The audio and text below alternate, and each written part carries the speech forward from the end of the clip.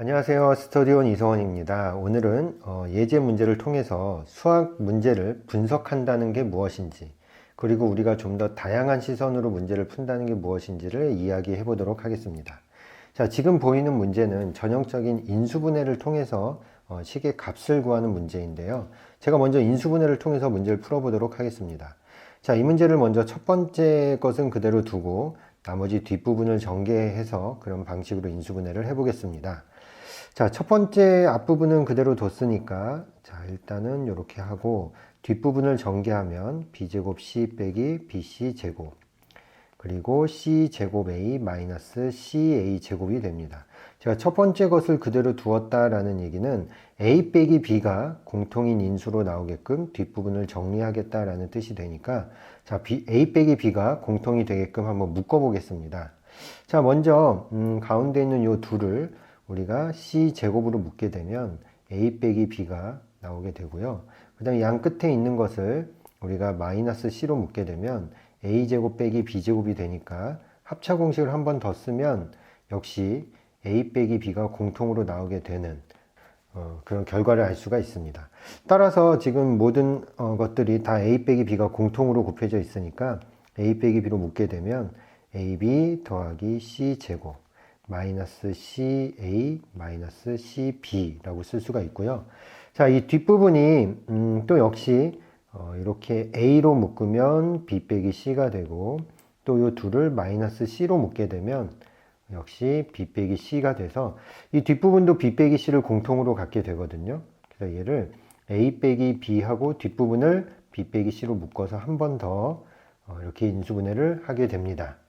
따라서 문제에서 구하라는 식이 이렇게 인수분해 되었으니까 문제에서 준 조건 a 빼기 b는 마이너스 3이라는 걸로 값을 구하고, 또 b 빼기 c가 2라고 했으니까 역시 적용을 하고, c 빼기 a가 1이니까 a 빼기 c는 마이너스 1이라고 할 수 있겠죠. 그래서 이 값이 6이라는 것을 우리가 알 수 있습니다. 자, 그럼 이번에는 제가 연립방정식의 관점에서 한번 이 문제를 보도록 하겠습니다. 자, 이 문제를 보고 이렇게 생각하시는 분도 있을 것 같습니다. 자, 문자가 A와 B와 C 세 개가 있고 조건을 세 개를 줬으니까 그러면 A와 B와 C의 값을 구해서 각각의 값을 식에 대입해서 구할 수는 있지 않을까라고 생각을 할 수 있는데, 자, 이때 우리가 A 빼기 B는 마이너스 3, 그리고 B 빼기 C는 2라고 하고, 그 다음에 C 빼기 A가 1이라고 할 때, 자, 지금 이 상황은 사실 문자는 3개지만 식은 3개라고 할 수가 없습니다. 자, 왜냐하면 첫 번째 식, 즉 1번이라고 하고, 두 번째 식, 2번이라고 하고요. 자, 그랬을 때 세 번째 식은 별개의 새로운 정보가 아니라 1번과 2번을 더해서 나오는, 자, 1번과 2번을 더하면 뭐가 되죠? A 빼기 C가 마이너스 1이라는 얘기가 되거든요. 그러니까 1번과 2번을 통해서 우리는 A 빼기 C가 마이너스 1, 즉 C 마이너스 A가 1이라는 사실을 얻어낼 수 있습니다. 그러니까 이 말은 무슨 뜻이냐면 이 세 번째 식이 별개의 새로운 정보가 아니라 첫 번째와 두 번째로부터 알아낼 수 있는 결과물이라는 것이거든요. 따라서 이거는 식을 3개를 준 게 아니라 그냥 2개를 줬다고 해도 됩니다. 이 말은 무슨 뜻이냐면 세 번째 조건이 없어도 이 문제를 풀 수 있어야 한다는 것이거든요. 자, 그럼 연립방정식을 많이 공부한 학생들은 문자가 3개인데 식이 2개밖에 없으니까 A, B, C를 묶고 하니까 그 방법을 쓰면 안 되겠다라고 생각을 할 수 있는데요. 사실은 우리가 문자가 3개인데 식이 2개라는 것은 A, B, C를 묶고 한다는 뜻이 A, B, C의 값이 결정되지 않는다라는 것이지 이거를 묶고 한다는 것은 아닙니다. 자, 무슨 이야기냐면 우리가 첫 번째 식을 이렇게 정리할 수 있습니다.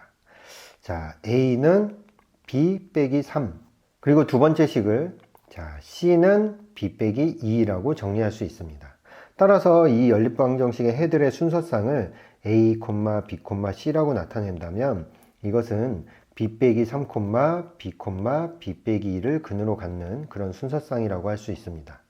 자, 여기에서 만약에 이 문제를 풀려고 한다면 A 대신에 B 빼기 3을 대입하고 C 대신에 B 빼기 2를 대입해서 식을 정리한다면 역시 아까 우리가 구한 답과 같은 답을 얻을 수 있습니다. 자, 지금부터 제가 한번 식을 정리해 보겠습니다.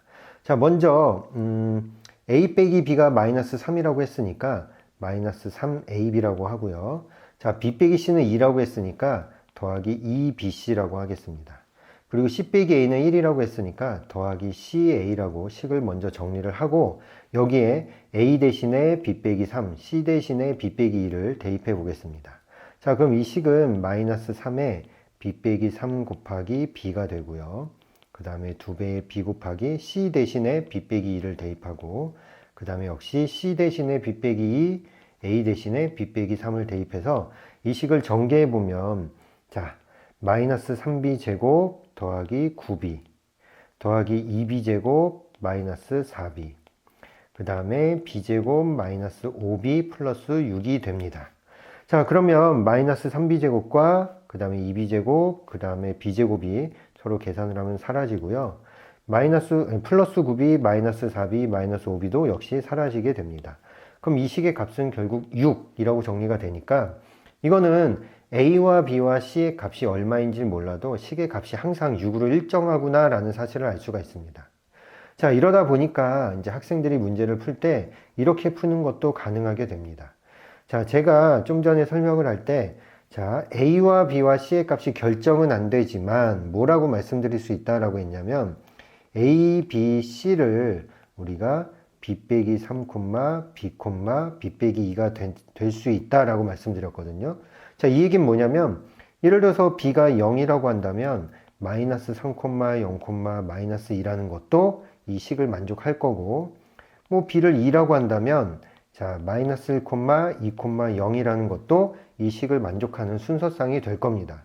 한마디로 b에다가 우리가 어떤 값을 넣더라도 그거에 만족하는 그 순서상은 무조건 이 식을 만족한다는 얘기인데요. 실제로 우리가 첫 번째 b가 0일 때 마이너스 3, 0, 마이너스 2를 이 식에 넣게 되면 이 식 역시 아까 우리가 구했던 6이라는 값을 갖게 됩니다.